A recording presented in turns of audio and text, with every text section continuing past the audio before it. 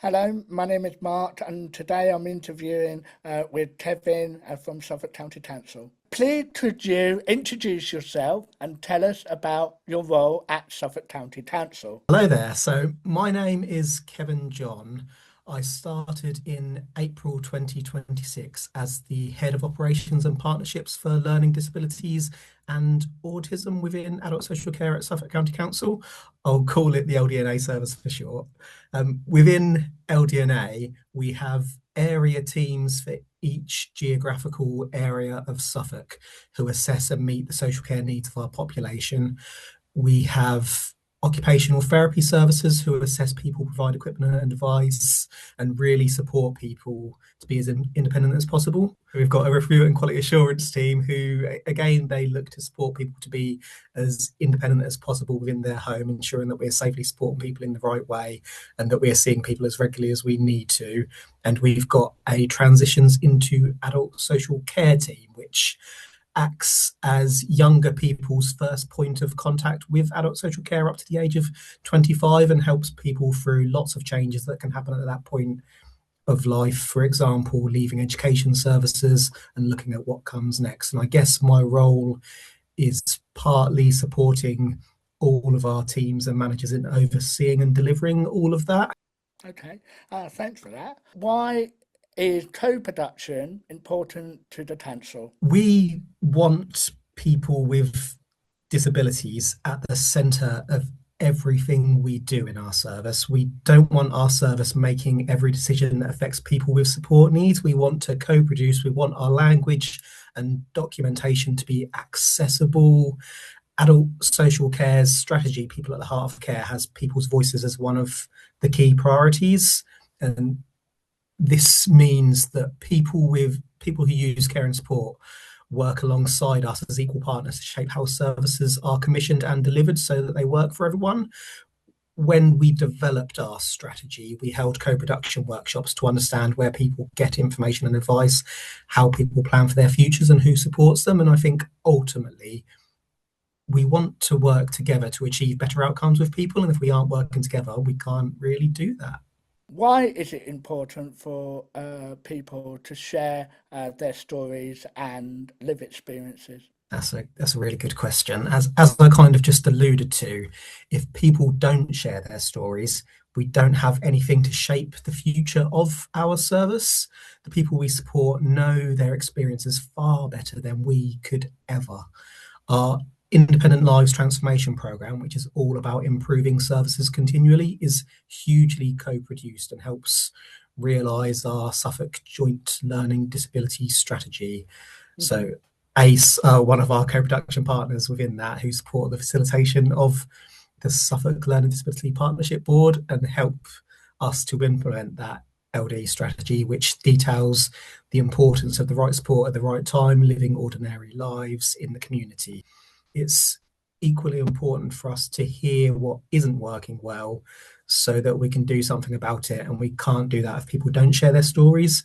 Part of my job is meeting with people when things haven't gone too well. And what I usually try to do is take away learning to then facilitate training for our service to improve moving forward. And finally, can you give us some examples of how live experiences influence services development and decision making? I guess the easiest way to put it would be that we listen to experiences, we look at ourselves, our partners, and the services we commission with our directors and leadership team to see what improvements could be made based on those experiences. Then we develop plans to make those changes. We also get feedback through the Suffolk User Forum and ACE Anglia, for example, through our My Voice focus groups sessions I've referred to. People told us that reviews were not always timely, they're not person-centered. People were unsure what a review was actually for. We listened to that and started doing reviews in ways that work for people we support. For example, some people might prefer a video call, so that's something we're actively offering where appropriate. We co-produced an easy read guide to explain the Care Act, which is the legal framework we primarily work under, what a review is and what to expect from a review, and made it available on the Ordinary Lives website. We also worked on doing more annual reviews, and we improved from just below 50% to about 75% over the last year, which is a brilliant turnaround. people we support gave us feedback that we didn't have an occupational therapy service and people needed that to live at home. So Yeah. we created an OT service within LDNA services, and they are brilliant. They're honestly absolutely lovely, and they've supported hundreds of people to maintain their independence at home now. We had feedback that crisis support wasn't good enough. Listening to that, we worked to commission an admission avoidance service, hospital admission avoidance service, in partnership with the Integrated Care Board. And since that time, I believe 9 out of 10 people who've used that service did not experience a hospital admission, which is a brilliant, clear impact. Another part of that picture is that we've worked closely with our ICB colleagues around maintaining a register of people in crisis and meeting frequently to ensure we're doing all we can with people and for people, requesting care, education and treatment reviews to get all involved services at the table to make plans together. And it's that together part that's really, really important. We had reports and feedback from our co-production partners that transitions to adult social care were not positive in Suffolk. We've listened to that and added it as a key goal of our Independent Lives transformation program, and created that transitions team I mentioned right at the start of our chat that supports people with learning disabilities, people who are autistic, and people who experience mental health difficulties. And we want to expand that further over the coming year or so. A new Preparing for Adulthood program has started, and I do think we'll make further improvements there, including conversations about support and transitioning, starting with people from the age of 14 with adult social care involved. We've developed stronger progression pathways with local providers such as Lead and Lives.